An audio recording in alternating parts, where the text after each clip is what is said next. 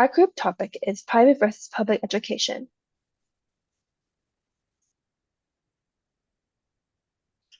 These are the contents we'll be covering, and the case study we chose will be covered in the following video. The race is on. Daunting.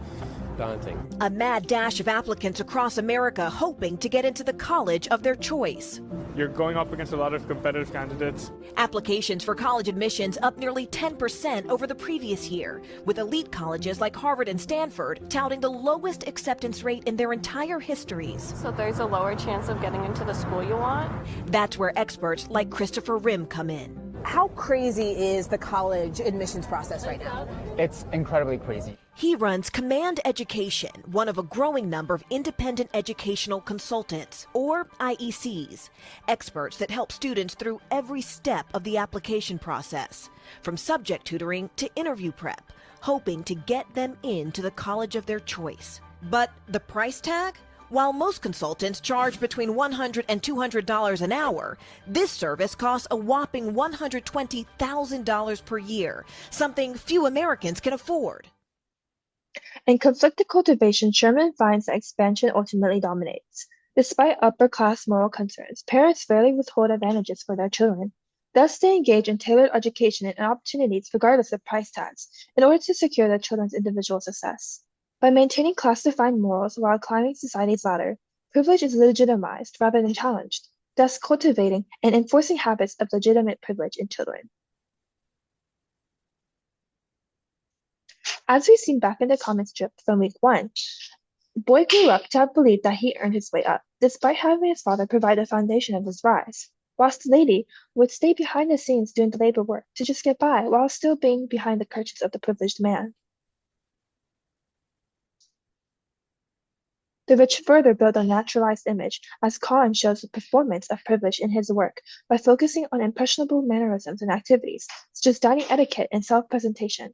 He exposes how institutional training socializes students into power while disguising that process as meritocracy. Thus, Khan makes visible what privilege usually hides, the hard work required to appear effortless.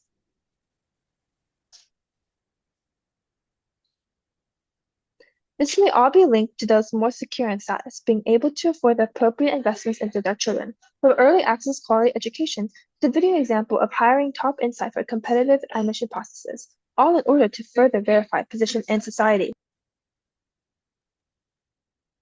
I like to broaden our perspective by looking at another country, which is South Korea. I was born and raised there and also attended a highly competitive private high school.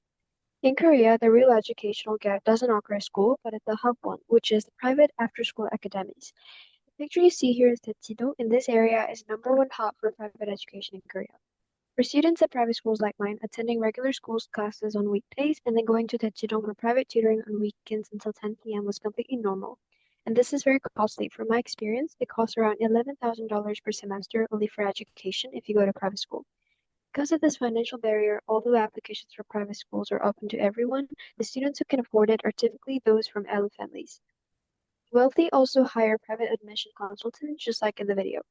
The system was sharply criticized in the Korean drama Sky Castle, which depicts parents hiring expensive, secretive consultants to micromanage every detail of their child's school life. Ironically, the drama went viral in Korea, and its popularity unintentionally helped the private consulting industry to grow even more. However, there are also positive aspects of private schools. Since students at private schools are more likely to be academically engaged and motivated, this creates high-quality educational opportunities. This helps talented students further develop their abilities. Despite this, in 2017, the Korean government attempted to abolish all private high schools, arguing they reinforce inequality. This policy was eventually overturned by the next administration, but the fierce debate itself reveals the ongoing tension between public and private education. However, an important question remains. Would abolishing private high schools really lead to an improvement in the quality of public education? Personally, I went to a private high school in Austin, but I felt like the education there wasn't the greatest. Many of the teachers weren't qualified and the school wasn't government funded, so there wasn't access to the best resources like some other public schools in the same area had. For example, the school couldn't afford to pay for a gym and they could never afford new textbooks.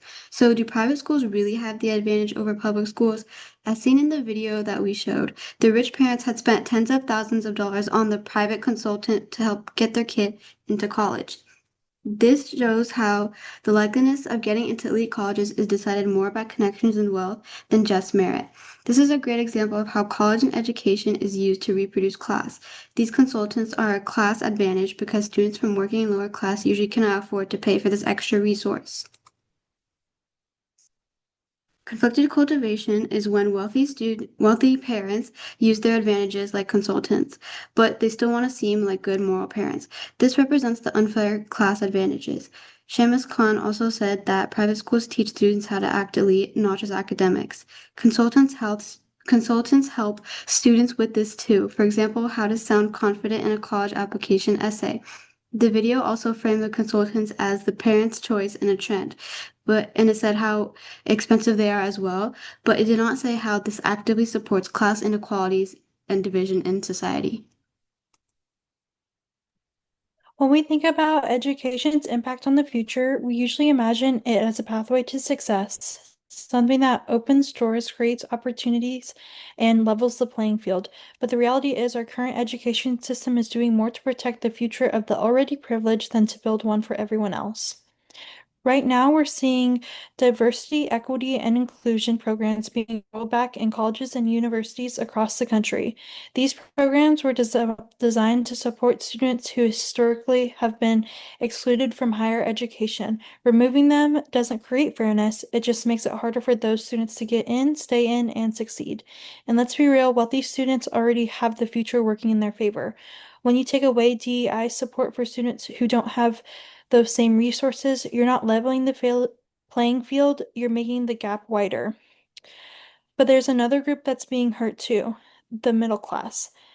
They often don't qualify for financial aid but still can't afford tuition. They're being told to take on massive debt or give up on the idea of a degree altogether. This has serious implications for the future. If you want to go to graduate school, medical school, or law school, you're likely staring down six figures of debt. And that's if you can even get the loans approved. At the same time, political leaders like Donald Trump have worked to cut funding to public education and block student loan forgiveness.